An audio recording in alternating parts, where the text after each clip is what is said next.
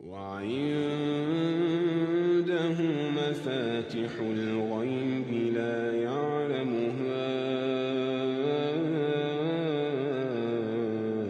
إلا هو وعنده مفاتح الغيب لا يعلمها